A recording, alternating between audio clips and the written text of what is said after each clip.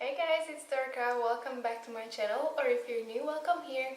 I usually make videos about college life, especially in Taiwan. I go to NCCU in Taipei, and also some around like fitness or day in the life vlogs. So today I would like to share my top 5 tips of studying abroad with you. This is gonna be my 3rd year studying abroad, and since I moved from Europe to Asia, from Hungary to Taiwan, the cultural difference and the way of life is quite different.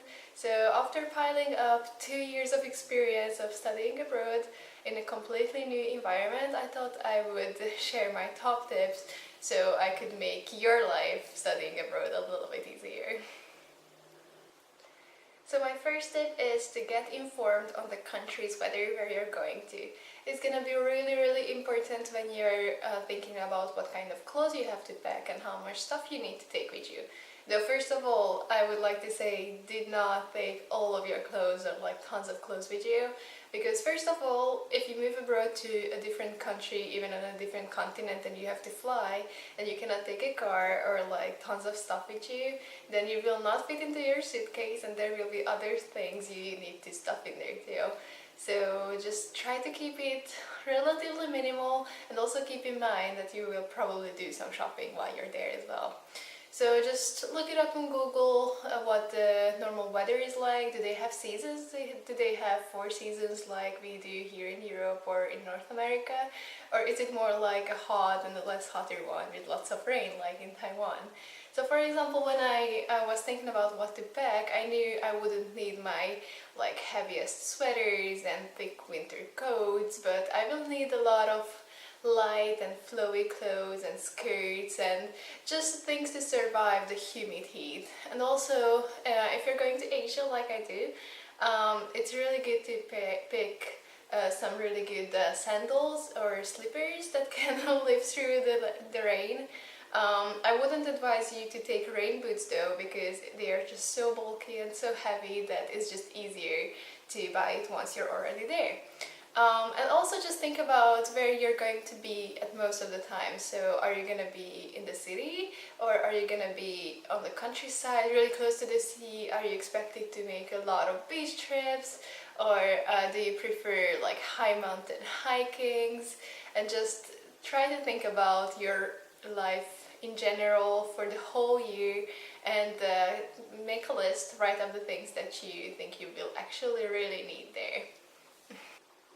Secondly, you should definitely look up what kind of sockets they have in the country that you're going to. Because if the socket is not the same as in your country, then you will need some adapters. Of course, you can buy these adapters even when you're there already, but it would be so much more convenient to have them on you already. Just imagine, you arrive maybe at night, you need to charge your phone, you need to charge your laptop, and if you just cannot plug in your plugs, then you're in trouble. And trust me, you don't want to go looking around for adapters on your first day. So just take 2 or 3 with you if you can. And yeah, also you should also keep in mind the voltage that the country has, because in Europe here we have 230 volts, but in Taiwan they have 110. So it's not a problem for your phone's charger, for your laptop and these kind of things. However, it is a bigger kind of problem for your hair dryer, your straightener, your curlers. So especially if you're a girl and you need these kind of things, just try to make sure that they can survive the voltage in the country where you're going to. Otherwise, I would suggest just leaving them at home safely, because a different voltage can ruin it, and just buying them wherever you're going. My third tip is to research the dorm or apartment you're gonna live in. It's just always good to know how much space you're gonna have. Are your closets gonna be big or super small? It will also help you decide how much clothes to pack with you and what kind of things you will need. So just try to, if you're gonna live in a dormitory, just first go on your schools or universities site online and they should provide some information and some pictures about how the dorm looks like. Though a lot of times, especially in case of Taiwan, these kind of pictures are really hard to find and not very helpful. So in this case, just try to go on YouTube and look up some videos. Just type in either your country, your city, or your specific university and dorm or dorm room tour or something like that, and just try to look for videos because they can be so much more helpful. Yeah, actually this is the main reasons why I started my YouTube channel in the first place, because these videos for Taiwan were impossible to find. So for my university I couldn't find one at all. So I decided to make some of my own. So if you're interested in the dorms in NCCU Taipei, then I will link my dorm tour videos up in the cards and down in the description below, so check that out. Yeah, just try to look it up, try to plan ahead, look at the space you're gonna have and try to visualize how your room is gonna look like, what kind of things you can put here and there, what kind of decoration you would like to have. And actually that leads me to my next tip, number 4, which is try to look up and research the home improvement or furniture stores that are in your area.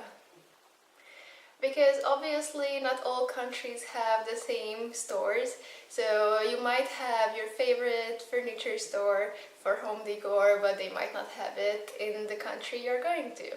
So it's just good to think ahead and do a little research online, try to find out if they have IKEA and H&M Home and Muji and these kind of stores. It's just nice to know what is where and where you can get things from.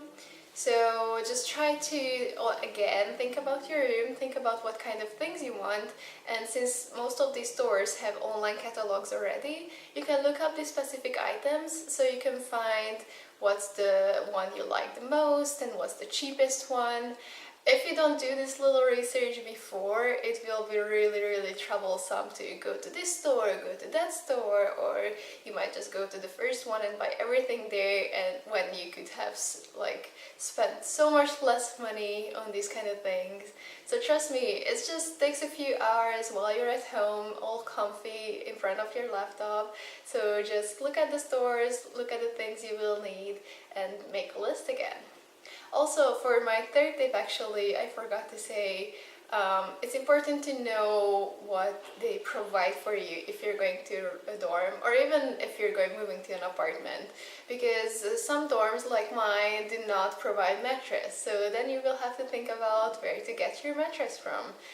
Pro tip, if you live in Taiwan and you don't want to sleep on those super thin mattress like tatami thingies that Asian students usually sleep on, just go to IKEA, buy a mattress, and they will deliver it to your dorm, like right into your room. So that's what I also did, that's what my roommate did as well, and that was the best decision ever. Also, if you're moving and you have to fly, instead of just taking a car and loading it all up, just keep in mind that you won't be able to take a lot of decorations with you, like bigger pieces of furniture or bigger, heavier decorations, because every gram and kilogram counts. So if you do want to prepare and take some decorations with you from home, I suggest choosing lighter items, like if you have a print you really love already in your room, or you just know exactly what you want to print and you know how printers work in your country, then just get some prints ready, or maybe some pillowcases. They don't take up much space and weight. So just try to think of lighter decoration, but try to leave the rest for when you arrive already. And my last tip is to take some gifts for your new roommates or flatmates. Even if you don't know them, it's such a nice gesture just to surprise them with something from your country, especially if they come from a totally different part of the world and they haven't been there. Then it's just so nice to prepare a little package for them when you arrive. It will help make a great first impression and also to break the ice. So what I suggest, also nothing big or super heavy, maybe take some sweets that are special to your country, or like a nice postcard or something decorative, something that is not really personalized, so there's a bigger chance they will like it and use it.